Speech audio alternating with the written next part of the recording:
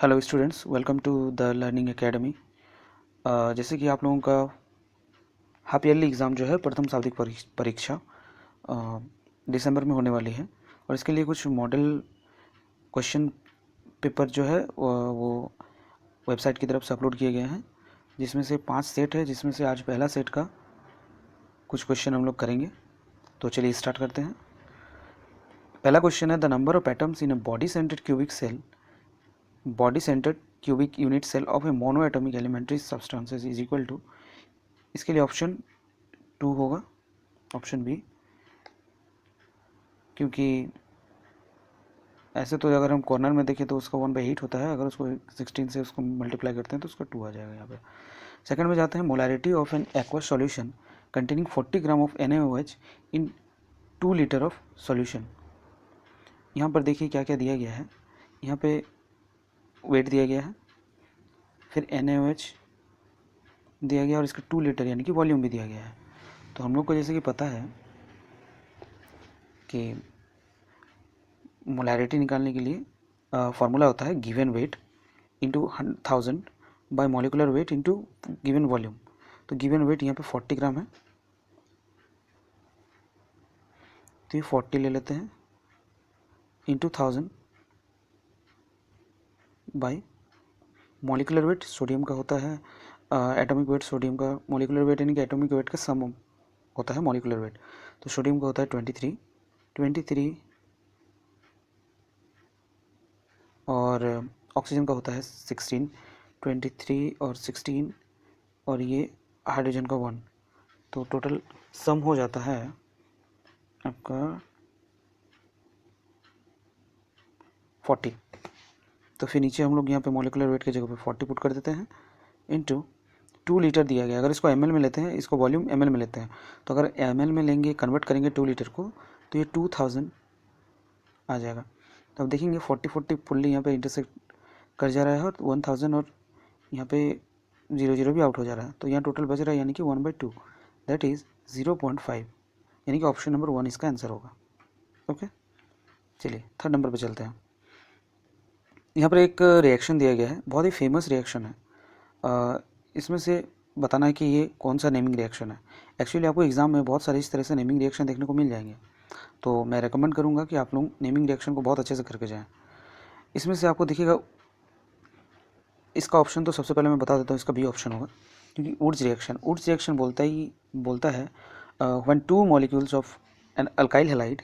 ये देखिए, ये अल्काइल हैलाइड है, ये CH3 अल्काइल ग्रुप है और ये ब्रोमीन जो है ये हेलोजन है। व्हेन 2 मॉलिक्यूल्स भी दिख रहा है, 2 molecules of alkyl halide is reacted with sodium metal in presence of dry ether, then it gives alkane. ठीक है, तो इसी रिएक्शन को हम लोग वुड्स रिएक्शन बोलते हैं। यहाँ पे देखिए कुछ बाकी 3 रिएक्शन भी दिए गए हैं, जैसे कि Friedel craft reaction, Fittig reaction, Wurtz Fittig reaction. Friedel craft reaction इसमें से कुछ भी नहीं है। इसमें अल्काइल ग्रुप जो होता है वो डायरेक्टली किस तरीके से सब्सटीट्यूट होता है और एरोमेटिक रिंग में अटैच होता है, इसको दिखाया जाता है। ठीक है, जैसे कि अगर मैं आपको बताऊं कि जी एक सेकेंड जी, तो जैसे कि अगर अल्काइल है, क्लोरीन है, ठीक है, अगर इसको रिएक्शन कराते हैं FeCl3 से, तो ये बनेगा FeCl2 से, तो ये इसका R बाहर निकल आ जाएगा, यानी कि अल्काइल ग्रुप बाहर आ जाएगा और ये FeCl3 बन जाएगा, राइट। फिर इस R को जब हम लोग रिएक्शन कराएंगे बेंजीन के साथ, एक सेकेंड, R बेंजीन के साथ जब रिएक्शन कराएंगे, देन ये इसको सब्स्टिट्यूट कर लेगा और ये R यहाँ पे आ जाएगा। तो इसी को बोलते हैं फेरिडल क्राफ्ट रिएक्शन। तो ऐसा तो कुछ रिएक्शन है नहीं यहाँ पर। Fittig reaction, Wurtz Fittig reaction. Wurtz Fittig reaction में क्या होता है, यहाँ पे जी, वुड्स फिटिक रिएक्शन में क्या होता है, अराइल हैलाइड और अल्काइल हैलाइड एक साथ मिलके यहाँ पे with in presence of ether के फॉर्म में ये बेंजीन वगैरह बनाते हैं। तो वुड्स फिटिक रिएक्शन और फिटिक रिएक्शन पे आते हैं। फिटिक रिएक्शन का एग्जांपल देता हूँ, जैसे कि एक मान लेते हैं कि टॉल्विन है या फिर कोई भी एक सब्स्टिट्यूटेड बेंजीन में कोई सब्स्टिट्यूटेड है, ओके। अगर इसको सोडियम मेटल के साथ रिएक्ट करते हैं इन presence of dry ether, same condition, in presence of dry ether, तो ये देगा कि डायरेक्टली बन जाएगा नेप्थोलिन।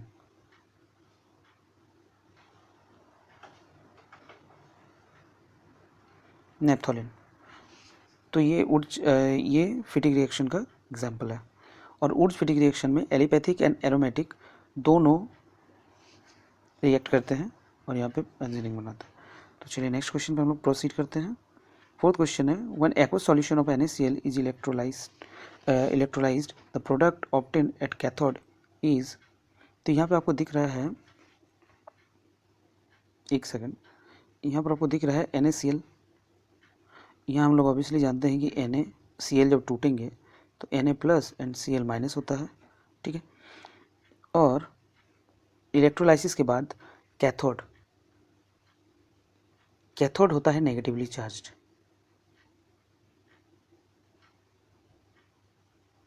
तो नेगेटिवली चार्ज होता है कैथोड, तो ऑब्वियसली बात है ये पॉजिटिव जाएगा नेगेटिव के पास अट्रैक्ट होकर।